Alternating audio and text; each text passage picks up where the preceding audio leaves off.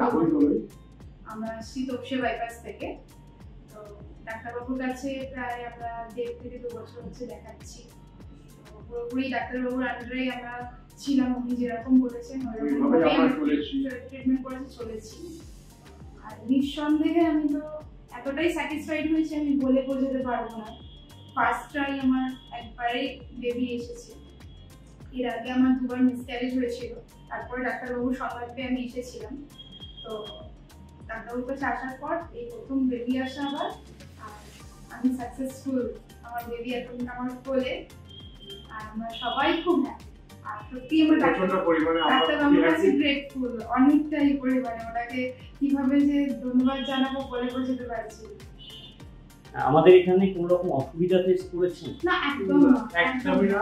সবাই অনেক খুব ভালোভাবে আমাদের সঙ্গে বিহেভিয়ার আছে।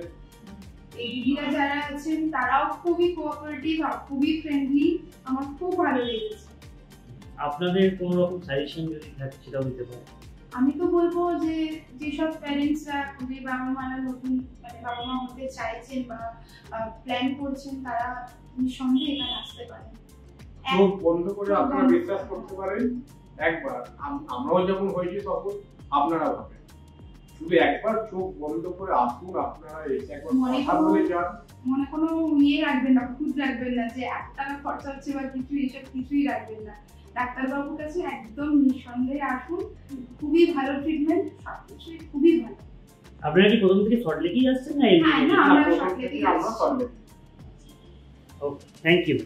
Thank you.